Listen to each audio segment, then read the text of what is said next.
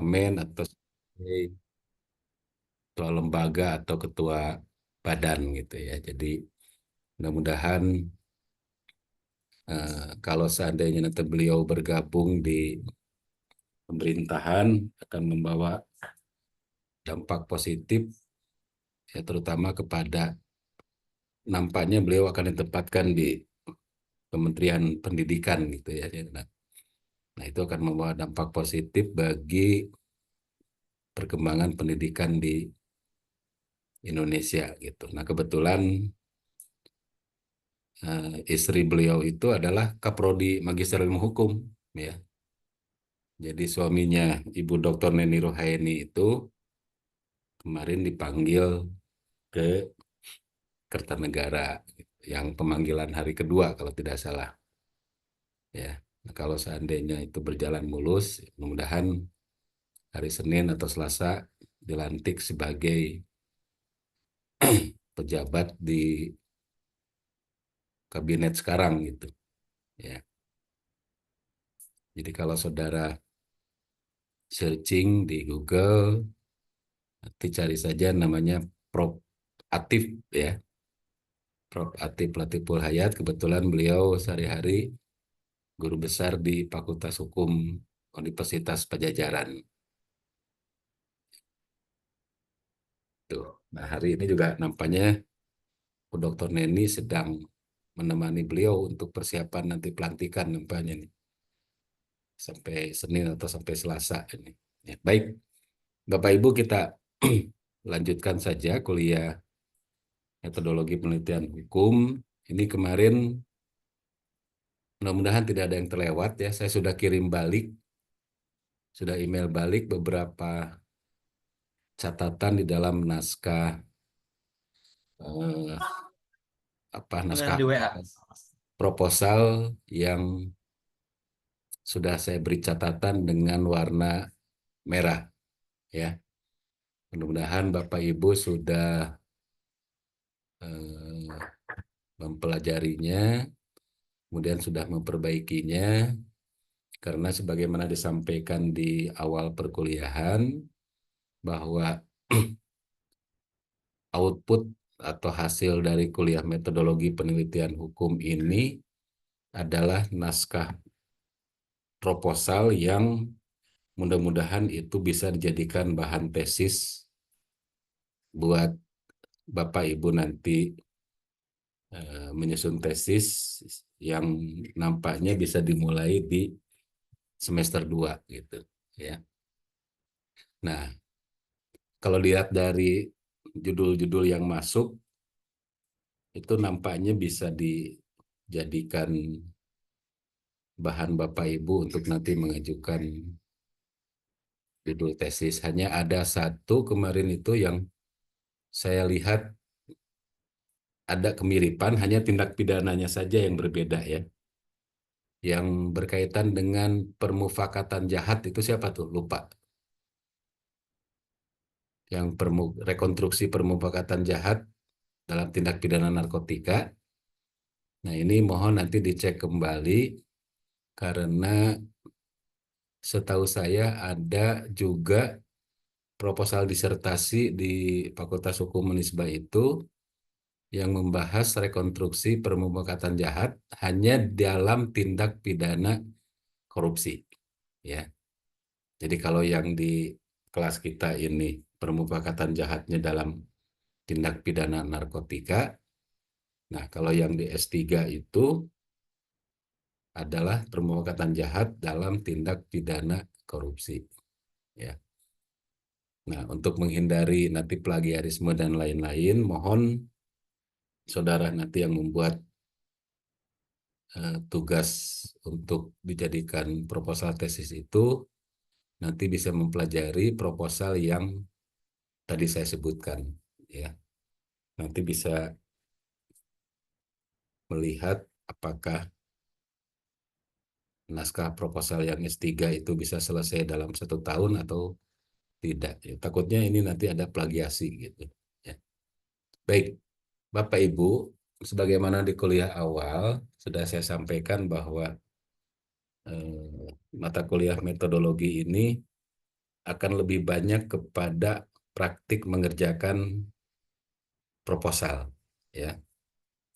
Saya sudah memberikan beberapa pedoman yang sangat simpel, ya, yang sangat simpel, dan mudah-mudahan Bapak Ibu sekalian dapat memahami pedoman tersebut, ya, karena kalau membaca pedoman tersebut dan Bapak Ibu paham, itu nampaknya tingkat kesalahan, ya, atau tingkat kekeliruan dalam menulis judul sampai akhir itu akan sangat kecil, ya, akan sangat kecil.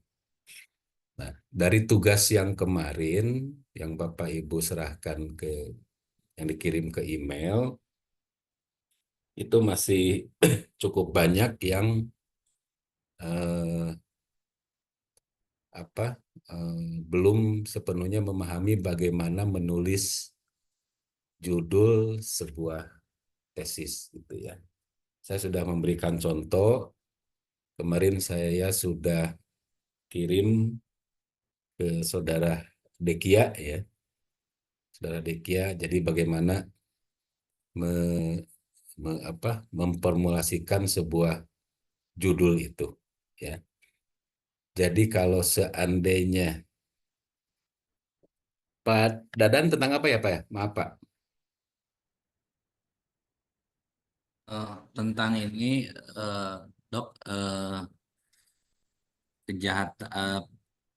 pidana penggelapan jaminan fidusia. Ya, jaminan fidusia, ya. Ya, ya, Betul. sebentar. Sebentar saya cek dulu Pak. Cuman memang judulnya ada kajian. Nah, kemarin saya sempat lihat lagi memang apakah tepat atau tidak itu. Ya, bentar. Nah, Pak Dadan nih.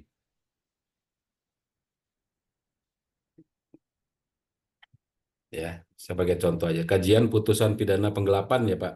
Ya, betul, Jaminan jaminan fidusia fidusia. pasal. Nah, beberapa Tidak catatan dari judul Bapak ini. Ini pertama, penting untuk semua ya. Di judul jangan ada kajian ya, Pak. tanda tanya Pak. Apa? Eh, Ada tanda petik, ada tanda kutip, ada tanda tanya, ada tanda baca, Ya, jangan Pak, ya. ya, ya. Ini saya lihat di judul Bapak ada tanda kutip nih, ya. Kemudian tidak perlu ada kata-kata kajian Pak, ya, karena pada intinya kan sebuah penelitian itu kan di dalamnya pasti berisi kajian, berisi analisis, gitu kan, itu ya.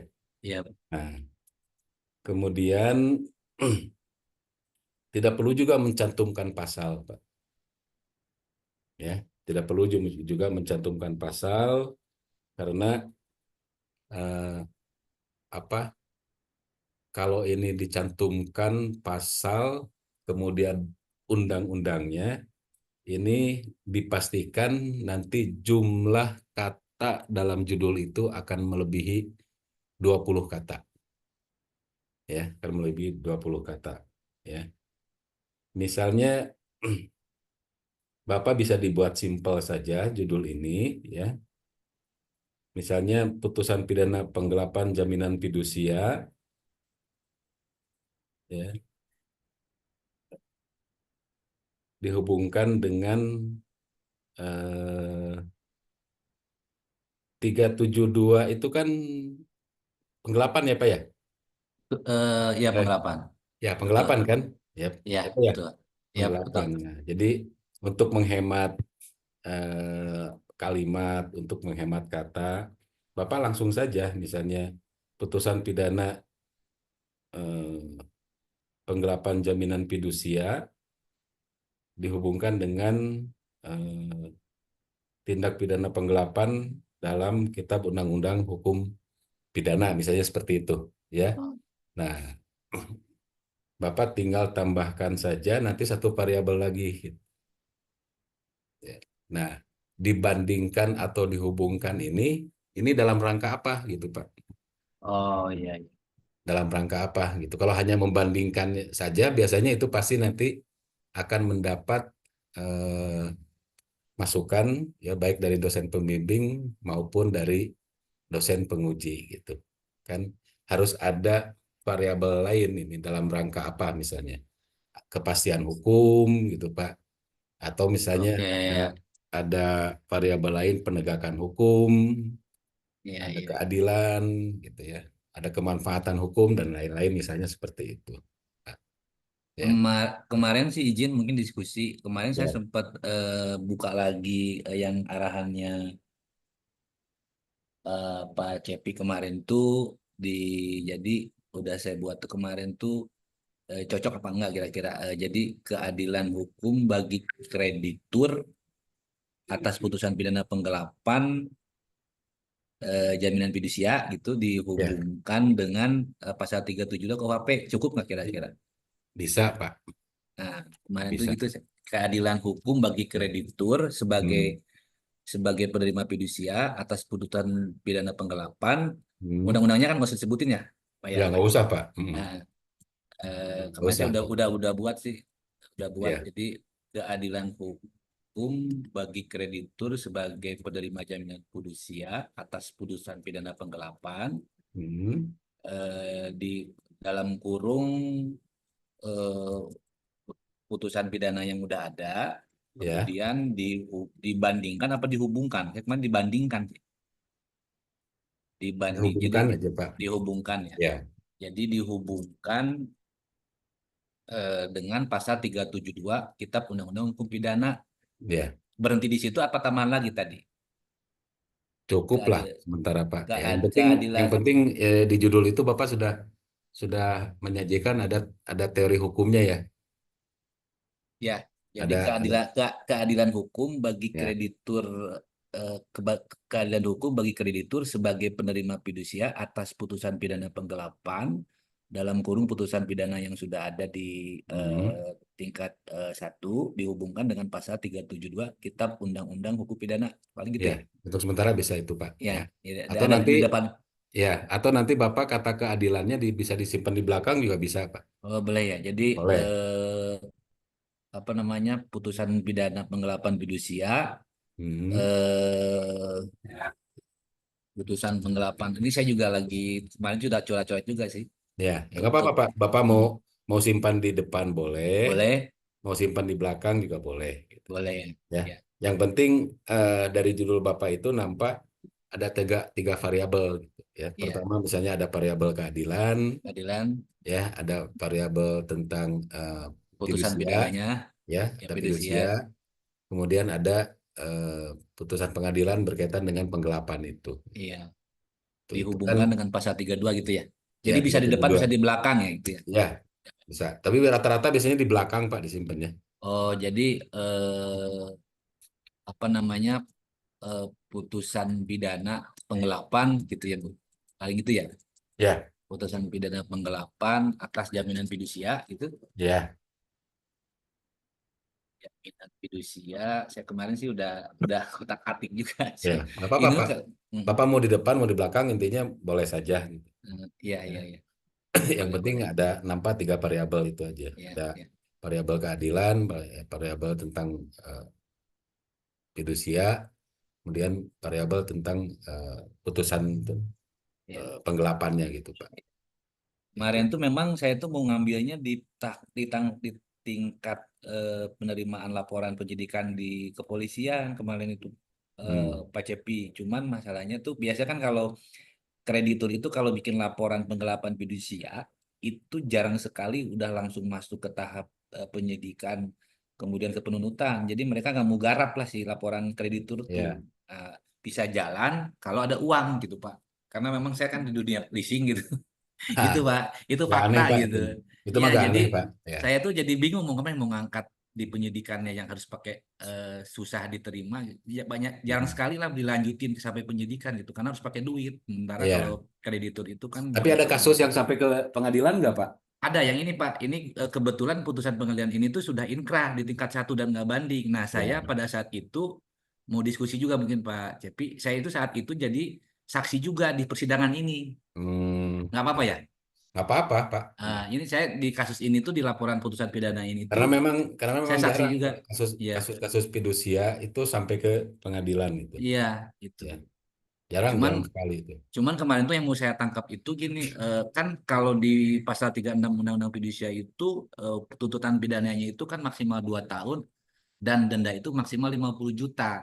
Tapi Ya, di putusan ini tuh si pemberi fidusianya atau si debitur itu karena dia menggelapkan karena tidak izin tertulis dari penerima fidusia itu diputusnya 9 bulan dengan denda 50.000 gitu. ya, Sementara kalau mengacu ke 372 Undang-Undang Pidana itu kan bisa sampai 4 tahun gitu.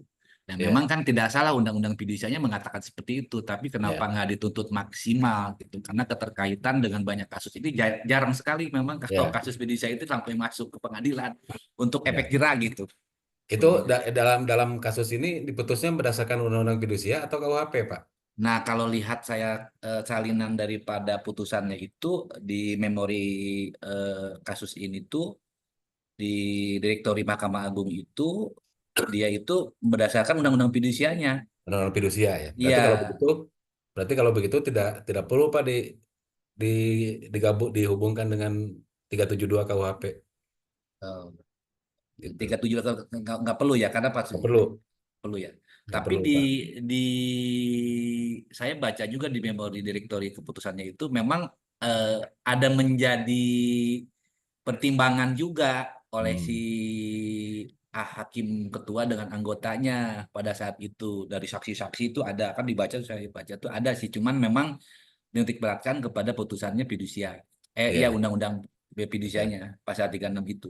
ya. Sebetulnya Bapak bisa dikaji juga, Pak. Ya, ini untuk yang lain juga, misalnya eh, Bapak nanti bisa kaji juga segi pelindungan hukum bagi krediturnya, Pak.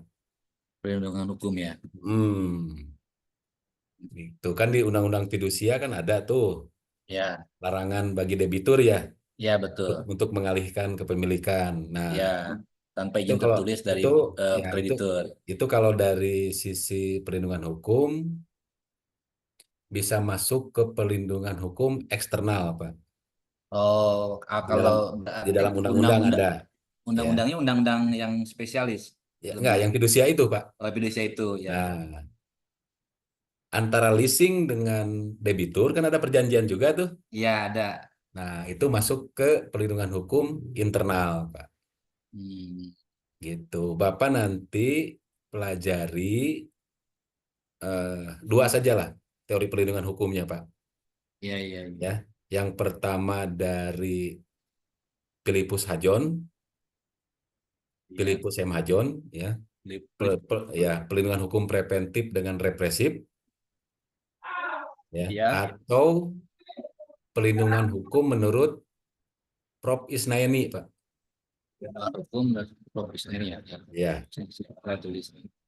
itu yang tadi Oke. perlindungan hukum eksternal dan internal. Bagi kreditur ya. Ya, itu. Bapak kan mau ngambil pidana, bukan?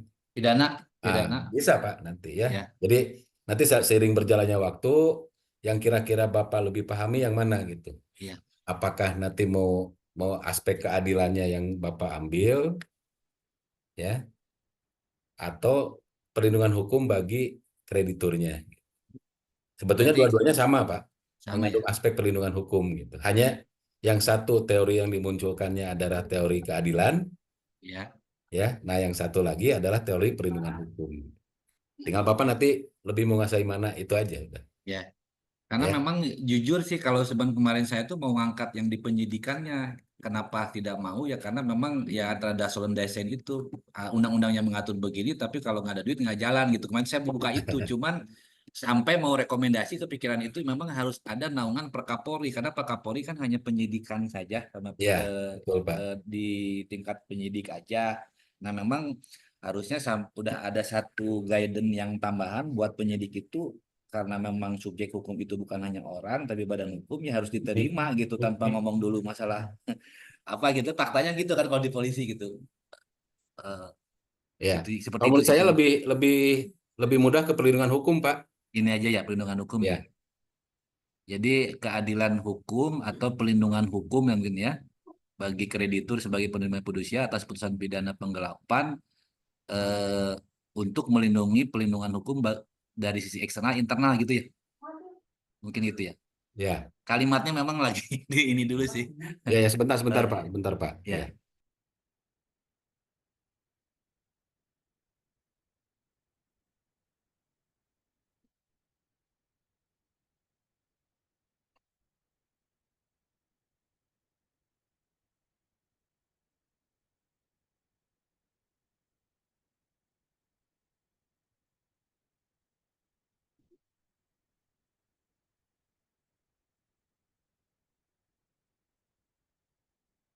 ya, itu aja Pak. Ya, ya bentar ya. baik.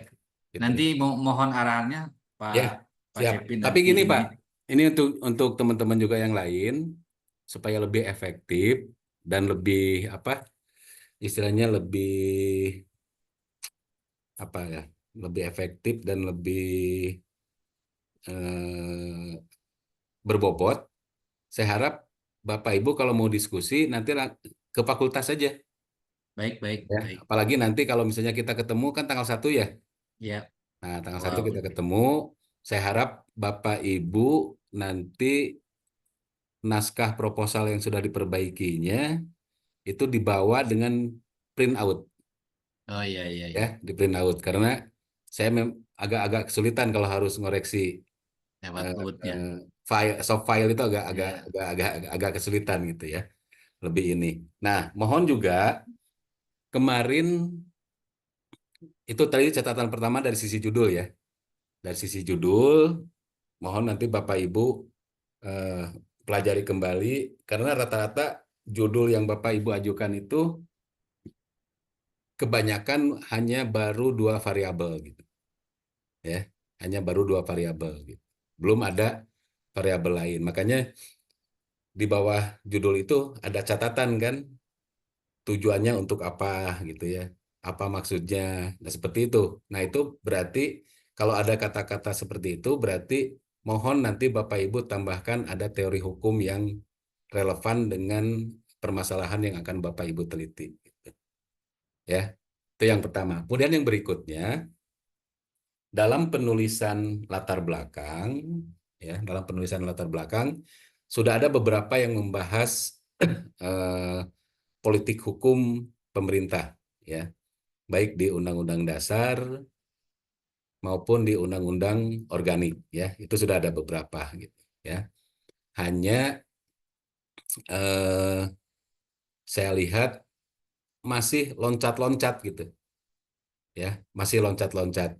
Ada di atasnya Undang-Undang Dasar, kemudian ada Undang-Undang Organik, kemudian tiba-tiba di halaman berikutnya, di halaman lainnya muncul lagi ada Undang-Undang Dasar gitu, ya. Jadi kalau sudah berbicara politik hukum dalam Undang-Undang Dasar 45, kemudian ada Undang-Undang Organik. Nah, halaman-halaman berikutnya tuh tidak boleh lagi mengulang ke Undang-Undang Dasar 45, Undang-Undang Organik lagi, tapi langsung mengerucut kepada adanya pertentangan antara politik hukum, baik dalam Undang-Undang Dasar 45 maupun Undang-Undang Organik, dengan praktek di lapangan. Ya, praktek di lapangan. Misalnya nih, saya kasih contoh yang padadan nih, ya. Di dalam Undang-Undang Fidusia kan tidak boleh tidak ada larangan debitur tidak boleh mengalihkan kan, Pak, betul, ya, tanpa izin ya, Pak ya, betul tertulis. tanpa izin. Nah, Bapak gambarkan aja lah dalam Undang-Undang Fidusia eh, apa ada ketentuan mengenai bla bla bla bla bla terus seperti itu kan ya. Ya, Nah, itu paragraf-paragraf awal itu seperti itu. Nah, menginjak paragraf berikutnya, misalnya di halaman 2 atau di halaman 3, nah, Pak Dadan sampaikan, dalam praktek di lapangan, ternyata cukup banyak debitur yang mengalihkan kepemilikan ini kepada orang lain. Nah, kalau seandainya Bapak Ibu di dalam naskah tesis itu ada kalimat cukup banyak, banyak, seringkali, itu harus didukung oleh apa? Data primer sekunder ya. Harus didukung apa, oleh apa? Pak Yogi, silakan. Tadi ketemu ya Pak Yogi ya, kampus. Ya, Di- harus Diduk- didukung oleh apa Pak Yogi? Didukung oleh data, Pak. Oleh data sekunder ya Pak ya. Ya. Nah, misalnya Pak Dadan cukup banyak kasus ini. Nah, kan orang cukup banyak tapi kok datanya mana ini gitu kan. Nah, Bapak sampaikan aja lah misalnya dari tahun 2020 sekian kasus, tahun 2021 sekian kasus, terus seperti itu ya.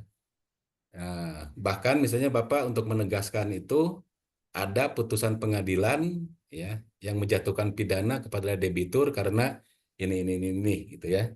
Nah, putusan pengadilannya Bapak sebutkan seperti ini, seperti itu ya.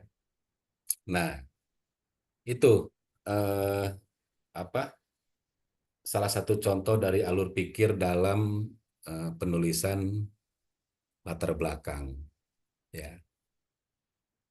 Hal yang menarik yang kemarin saya dapatkan dari tugas Bapak Ibu sekalian adalah belum ada satupun teman-teman yang mencantumkan 3 penelitian terdahulu.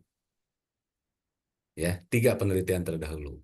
Ya, Bapak Ibu bisa cari di mana itu mah, gampang lah itu mah. Ya, Bapak tinggal duduk di depan komputer, ya, di depan laptop. Ya, Bapak Ibu tinggal ketik aja jurnal tentang ini, wah itu muncul tuh. Ya, itu muncul tuh. Ya. Misalnya Pak Dadan tentang itu fidusia. Saya sudah sudah lihat itu cukup banyak apa pelanggaran-pelanggaran dalam bidang fidusia seperti itu, ya.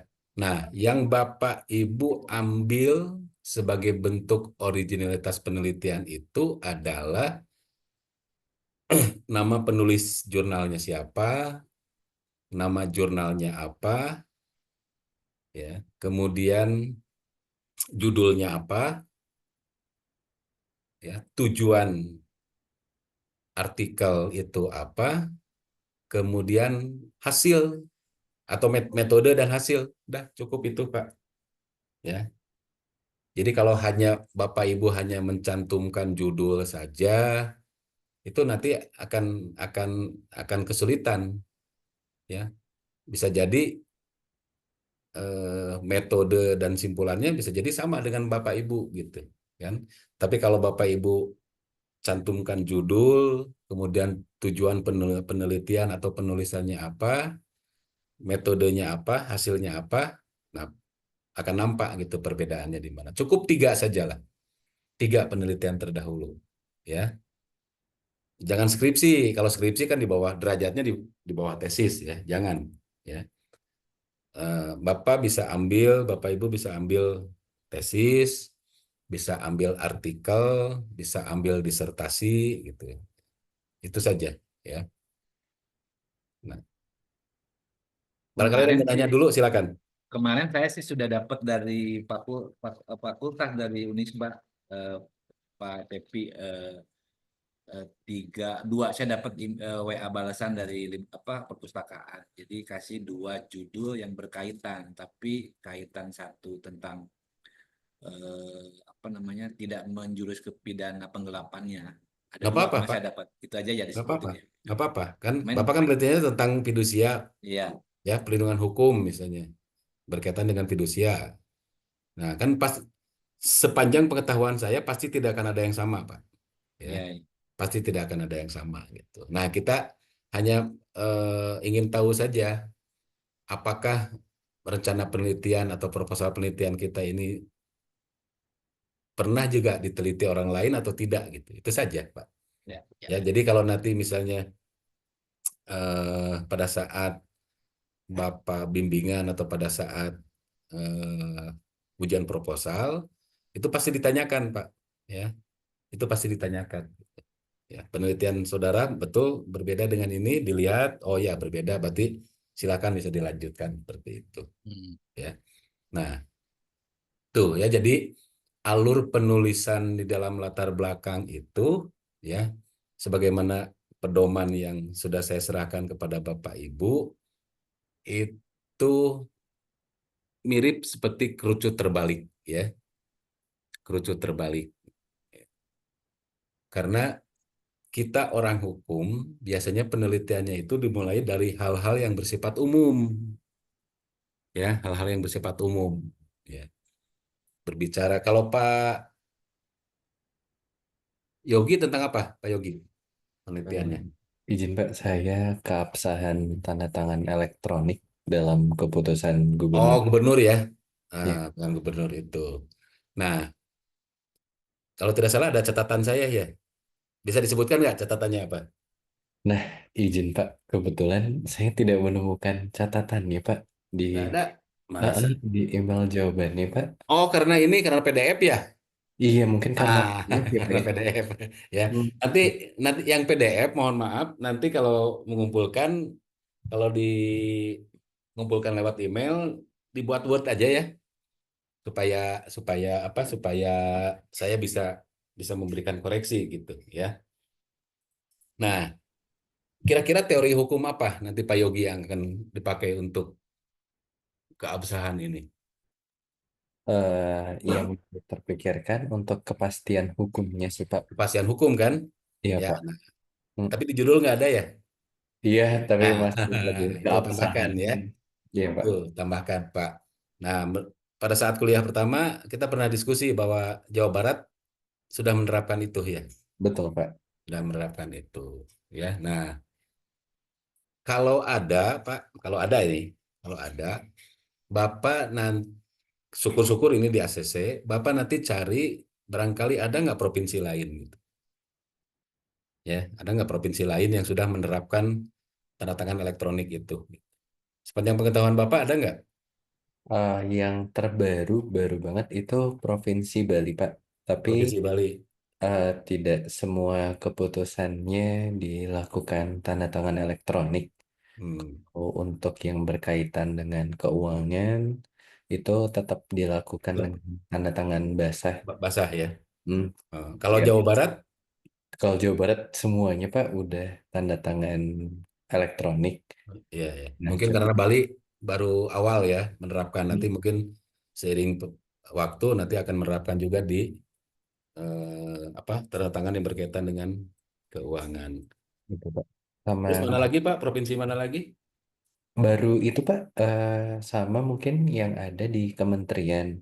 Nah, cuma kondisinya itu aplikasi yang digunakan untuk persuratan tanda tangan elektroniknya memang berbeda-beda, Pak.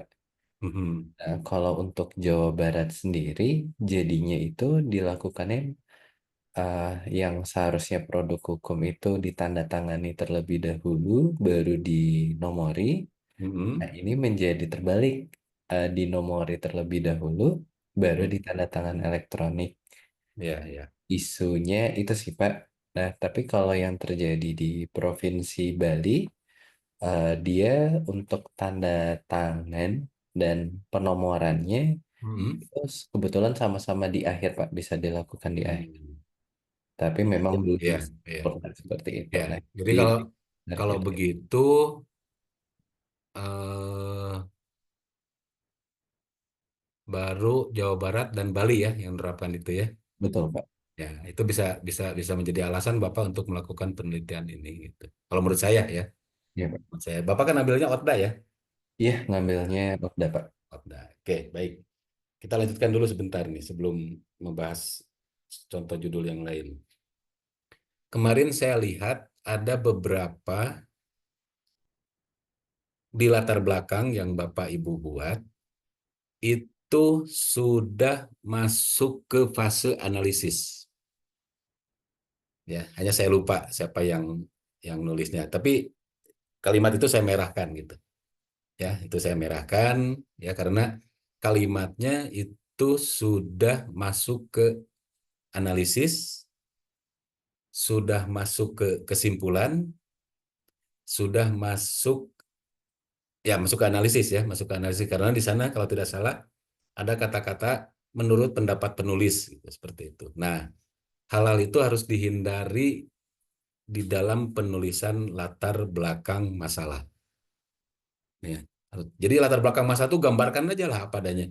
Ketentuannya begini, fakta di lapangannya begini, dukung oleh data, ya, dukung oleh originalitas penelitian. Udah sampai sana aja gitu. Ya, sampai sana aja.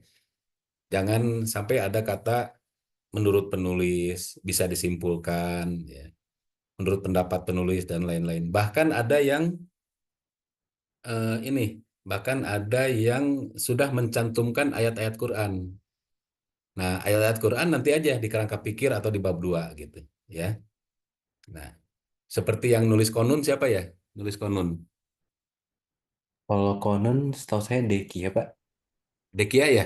Iya Pak. Nggak hadir Dekia ya? Belum. Nah, itu konun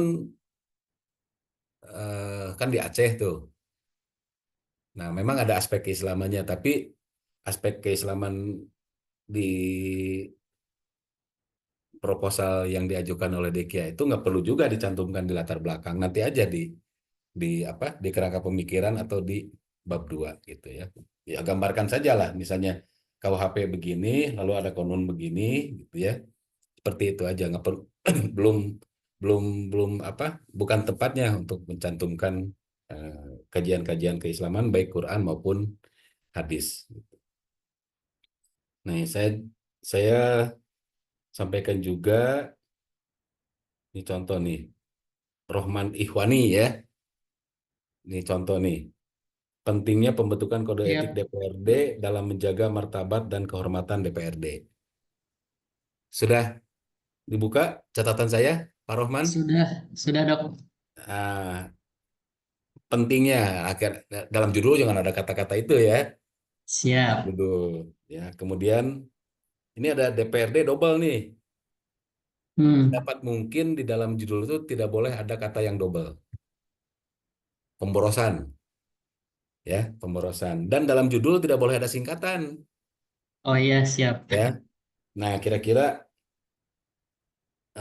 judulnya bisa diformulasikan begini saja lah. Pembentukan kode etik Dewan Perwakilan Rakyat Daerah dalam menjaga martabat dan kehormatan Dewan. Udah gitu aja. Siap. Ya. Kalau bisa ada tambahan lagi variabel lain kira-kira apa? Hmm. Pembentukan kode etik ini kan tujuannya untuk menjaga martabat. Betul. Ya, nah martabat itu untuk apa? Hmm. Martabat dan kehormatan gitu. Ya. Kira-kira perlu ada teori hukum lain nggak? Teori hukum apa? Atau cukup? Hmm.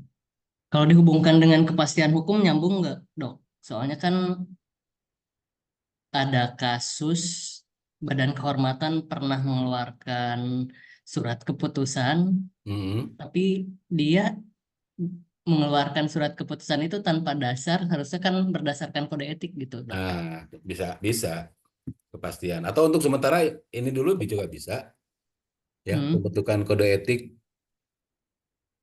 Segini juga cukup ya? ya Dewan Perwakilan Rakyat Daerah dalam menjaga martabat dan kehormatan Dewan misalnya seperti itu. Ya, Siap. tapi ada catatan saya kan ada tambah variabel lain gitu. Ya. Itu seperti itu. Nah, nanti gambarkan saja. Nah, catatan saya cukup banyak nih Pak Rohman nih yang merah-merahnya nih. Karena menurut saya ini sudah masuk ke bab 2 atau bab 3 nih di latar belakang ini. Ya, Ya. ada poin-poin A, pimpinan, B, badan musyawarah, komisi, dan lain itu cukup banyak warna merahnya. Hmm. Ya, Nggak usah dimasukin berarti di situ ya. nggak usah. Ya, jadi misalnya nanti Pak Rohman gambarkan saja lah menurut apa Undang-Undang MD3 tuh. Hmm. Ya, Undang-Undang MD3 kan ada pembentukan Dewan Perwakilan Rakyat Daerah gitu kan seperti itu ya. Siap. Terus dalam pelaksanaan tugasnya begini ini.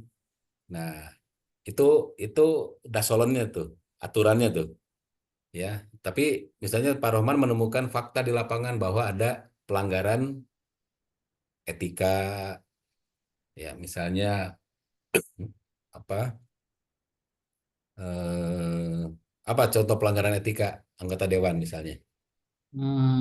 Misalkan perselingkuhan, Dok. Oh, masuk itu etika ya. Ya. Nah, itu masukkan aja seperti itu ya. Jadi dari Undang-Undang MD 3, kemudian eh, ada kode etik ya, fakta di lapangannya seperti apa ya. Syukur-syukur nanti Pak Rohman misalnya bisa mendapatkan data. Ini rencana penelitiannya di mana? Di Subang, Dok. DPRD Subang.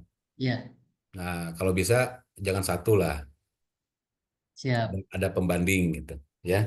Sehingga Baik. bisa nampak kalau di Subang penyelesaiannya seperti ini, Hmm. kalau di DPRD lain seperti ini, gitu seperti itu ya.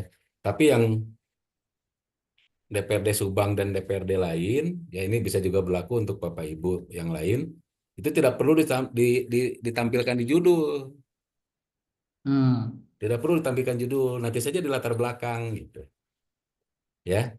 Nah, sebutkan aja alasan peneliti mengapa mengambil Subang dan Purwakarta misalnya. Hmm. Ya, mengapa mengambil Subang dan Purwakarta misalnya pernah terjadi atau cukup banyak terjadi pelanggaran kode etik dan lain-lain seperti itu. Ya, itu. Nah, gambarkan saja itu lalu perkuat dengan 3 penelitian terdahulu ya sebagai bentuk dari Siap. originalitas penelitian. Nah, sebelum lupa Bapak Ibu, cukup banyak dari naskah yang kemarin masuk ke email saya, itu cukup banyak yang tanpa halaman. Ya, ini kecil, tapi ini sangat penting gitu. Ya, sangat penting gitu. Ya, jadi mohon nanti halaman jangan lupa gitu. Ya, halaman Siap. jangan lupa. Ini masalah sepele halaman nggak ada, tapi kan orang bingung nanti kalau buka halaman gitu. Ya, nah ini mohon nanti apa dicermati gitu ya halaman itu. Biasanya kalau kalau yang nguji saya itu hal-hal kecil itu pasti ketahuan gitu ya pasti ketahuan gitu orang lain nggak ketahuan sama saya pasti ketahuan gitu ya sehingga dalam menguji itu saya sering aduh ini sama Pak Cepi pasti ketahuan terus ini katanya hal-hal kecil gitu ya dan kan dalam nguji dalam rapat aja pasti ketahuan sama saya itu gitu ya hal-hal kecil yang ada apa ada kurang kalimat lah ada angka penjumlahan salah lain-lain itu pasti ketahuan gitu ya seperti itu. Nah, saya langsung loncat aja lah terakhir ya. Dari paparan dari apa? Dari judul kemudian dipaparkan dalam latar belakang masalah ya. Mohon maaf Bapak Ibu masih ada yang mengetik latar belakang. Nah, latar belakang masalah ya. Latar belakang masalah gitu ya. Latar belakang masalah dan pakai huruf A besar ya, pakai huruf A besar. Jangan pakai angka 1.1 jangan. Ya, pakai huruf A besar ya. Karena numbering yang kita penomoran yang kita pakai itu eh, dari bab ya. Bab itu kan Romawi besar ya. satu satu Romawi besar gitu. Itu judul bab. Nah, turun ke subjudul A latar belakang masalah. Nanti turun ke identifikasi. Identifikasi itu B besar. Identifikasi masalah. Nah, dari B besar identifikasi masalah, nanti turun identifikasi masalah satu, identifikasi masalah dua, identifikasi masalah tiga. Gitu. Jadi nanti akan akan eh, akan apa? Akan tersusun rapih gitu ya. Romawi besar, A besar, angka satu, ya satu titik. Kalau di bawah satu titik ada lagi sub lainnya berarti A kecil titik terus saja begitu ya perannya. Baik saya langsung loncat aja ke identifikasi. Nah, setelah Bapak Ibu gambarkan secara detail latar belakang masalah sebagai bentuk eh, propose ya, pengenalan atau persembahan Bapak Ibu atau pengajuan Bapak Ibu kepada kampus untuk meneliti masalah, kan tidak mungkin semua masalah diteliti kan, ya. Ambil aja oleh Bapak Ibu lah 2 atau 3 permasalahan, ya, 2 atau 3 permasalahan. Rata-rata permasalahan itu 2 sampai 3, karena kalau lebih dari itu nampaknya Bapak Ibu dan semua juga akan kesulitan gitu ya, mengembangkan atau menganalisis permasalahan itu. Identifikasi satu, ya, misalnya bagaimana, ya, jangan pakai kata kah lah ya, bagaimanakah, janganlah terlalu berlebihan. Kalau kata Prof Toto itu terlalu berlebihan, bagaimana saja cukup ya. Misalnya kira-kira Pak Rohman apa identifikasi pertama, Ya dok. kira-kira Eh, apa identifikasi pertama yang akan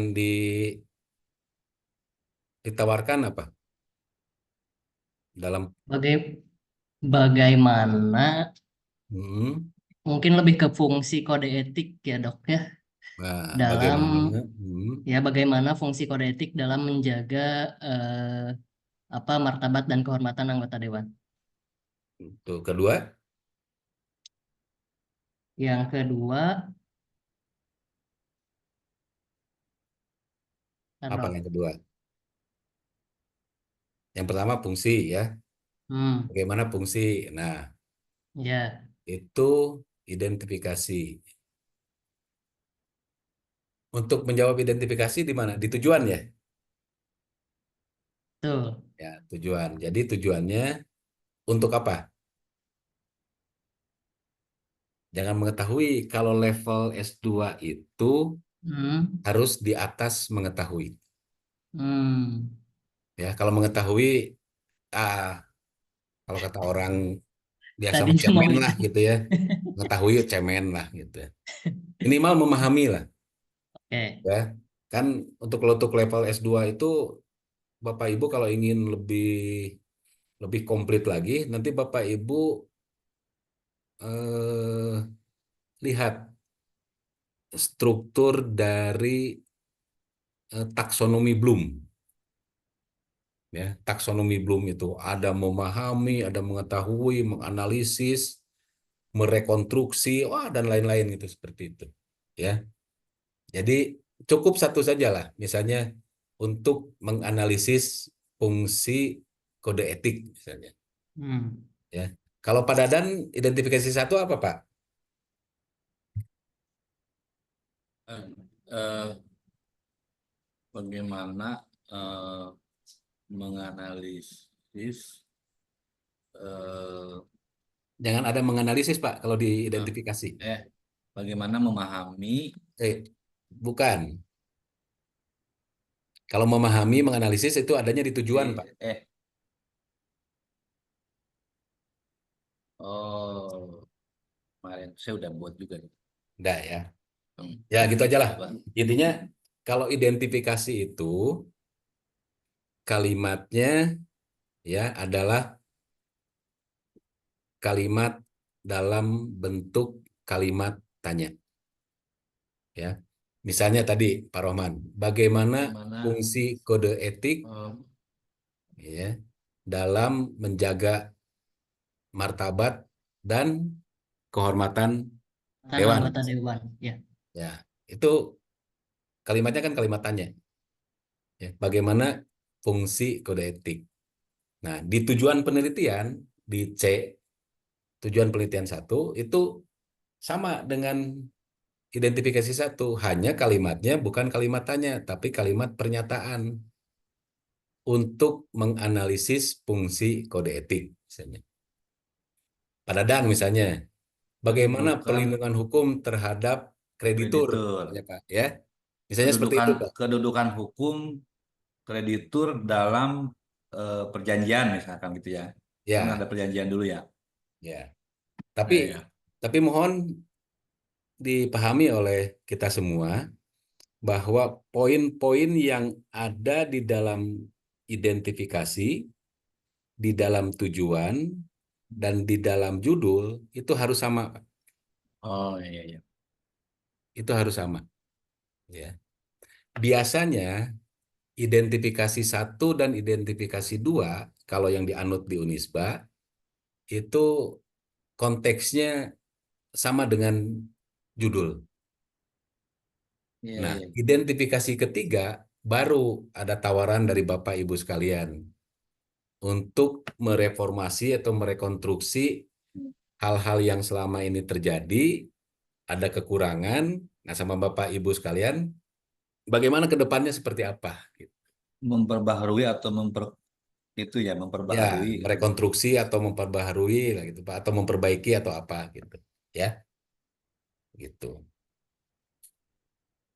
Karena memang kalau kalau kalau metode harus langsung praktik, Pak. Ya, Ya, ya. praktik. Risikonya ya lumayan, Pak. Effortnya yang dikeluarkan oleh dosen dan oleh mahasiswa juga sama gitu.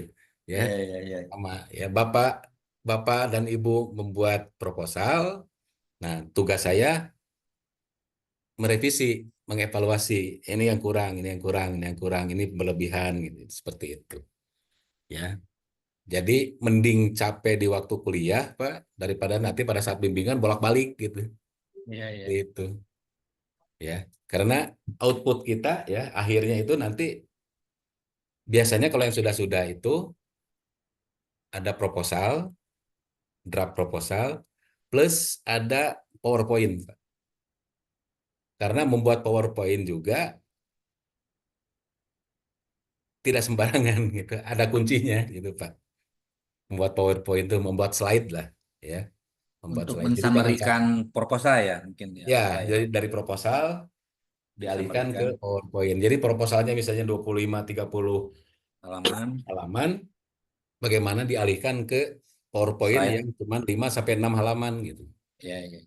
Seperti itu. Mengkonklusikan mungkin ya. Ya, Ya. itu Pak. Ya, jadi ya ini apa konsekuensi dari mata kuliah metodologi penelitian hukum, ya. Metodologi penelitian hukum. Jadi Bapak Ibu membuat tugas, dan kalau di tugas terakhir itu kan saya harapkan nanti sebelum UTS itu semua sudah lengkap, ya, dari mulai cover, daftar isi, judul, latar belakang, sampai ke daftar pustaka sementara. Di bab pendahuluan ya. Ya, duluan Pak. Ya, jadi minimal nanti setelah selesai mata kuliah metodologi penelitian hukum, itu Bapak Ibu sekalian sudah mendapatkan bahan proposal.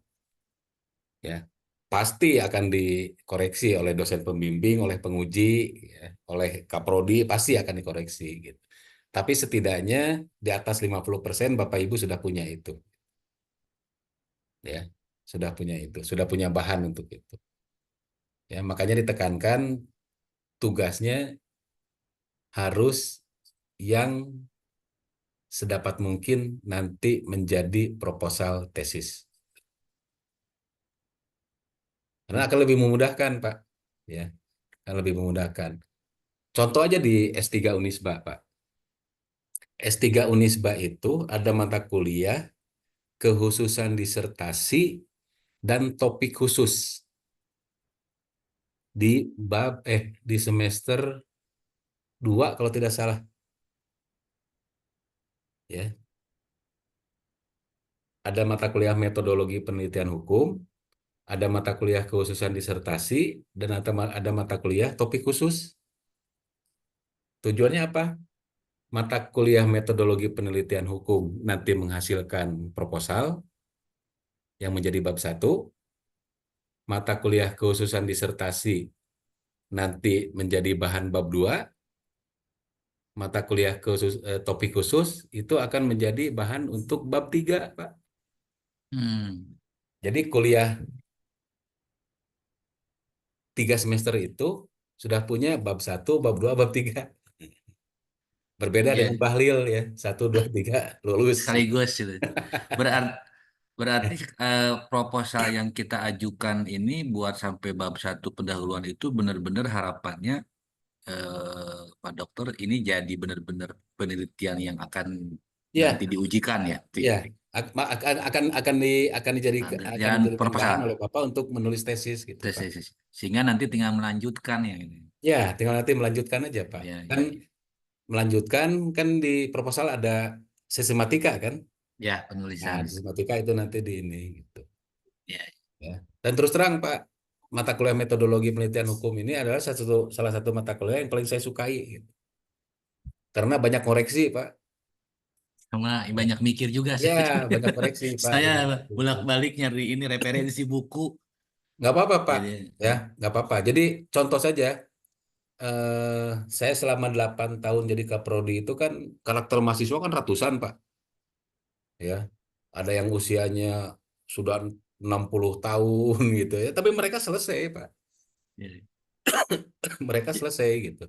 jadi motivasi Ya, Pak ada itu. yang fresh graduate gitu ya. Fresh graduate agak tertatih-tatih tapi akhirnya selesai juga gitu. Ya kita push aja terus, Pak. Seperti itu ya. Yang penting jangan patah semangat itu aja lah ya.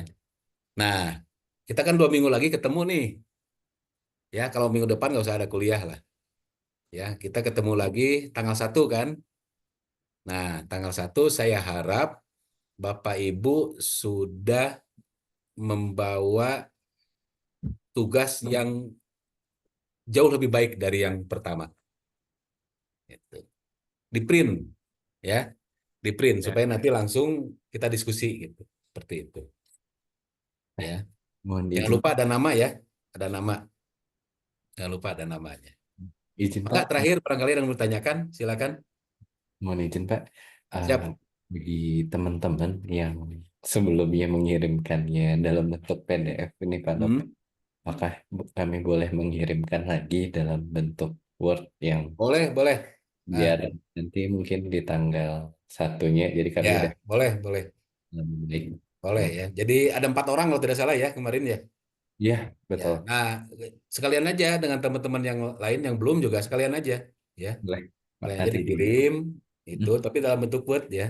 siap, nanti Karena di enak kan malam-malam ngoleksi sambil ngopi, ngerokok gitu, wah mantep tuh. siap kemarin tuh berikan. Pak Cepi, Pak Dokter Cepi kemarin tuh kalau di footnote itu kalau buku itu pengarangnya itu nggak boleh masang gelar ya, Enggak, Pak. Di ya nama di aja, footnote, di daftar pustaka maupun di substansi itu tidak ada tidak gelar, ya. tidak ada gelar. Jadi Baik, yang baik. yang di footnote itu hanya buku, internet, jurnal, Jurnal makalah. ya, Kalau peraturan undang-undang tidak boleh, perundang-undangan jangan tidak boleh. jangan Baik, dijadikan baik. footnote ya. Dan Kemarin catatan yang buat saya yang merah itu di sebelum apa namanya di halaman terakhir latar belakang itu yang merah-merah itu mungkin lebih kepada tidak dipakai atau memang harus ada koreksi. Kemarin kalau saya undang catat kalau undang-undang jangan dijadikan footnote, Pak. ya, nggak Peraturan kemarin perundang-undangan. ada yang merah ini di kalimat terakhir itu Pak Misalnya apa, Dokter. Pak? Coba. Kemarin tuh saya kemarin ada apa namanya ketidakseimbangan gitu itu dimerahin kan sama Ya, Pak Cepi. ketidakseimbangan. Nah, itu Ya. kan ketidakseimbangan itu berarti yang sebelum kata ketidakseimbangannya kan harus menunjukkan ada ketidakseimbangan gitu. Oh, berarti ya itu ya penjelasan Ya, ketidakseimbangannya. itu Pak. Seperti itu. Oke, oke. Oh, Ya, baik-baik. mohon maaf Pak. Kalau Bapak Ibu nanti ngutip dari internet, ya, ngutip dari internet Bapak Ibu, itu harus disebutkan tanggalnya kapan, hari, tanggal, dan waktunya kapan. Itu harus disebutkan, Pak, Bu. Ya, sehingga kan bisa bisa bisa saja suatu saat Bapak Ibu klik misalnya tanggal 1, saya klik tanggal 5 nggak bisa berbeda gitu. Ya, baik-baik. Kadang bisa berbeda seperti itu. Ya Sama makanya jamnya juga gak dok? ya, Tentunya. Sama jamnya jam berapa gitu? ya sama jamnya, sama Hmm. jamnya. Di semua perguruan tinggi sama seperti itu. Ya, hari, tanggal, jam. Seperti itu. Siap. Ya, itu saja Bapak Ibu ya kuliah Baik, baik. kita hari ini. Mudah-mudahan apa yang kita diskusikan membawa manfaat bagi kita semua dan dicatat oleh Allah Subhanahu wa taala sebagai sebuah ibadah ya. Amin, amin. Tutup saja dengan sama-sama membaca hamdalah. Alhamdulillah. Alhamdulillah. Jangan. Nah, terakhir bagi yang ingin diskusi WA saya, janjian di kampus jam berapa gitu aja. Baik, baik. Terutama Ya. yang di Kota Bandung. Kemarin ada satu siapa ya? Lupa yang ibu-ibu perempuan tuh.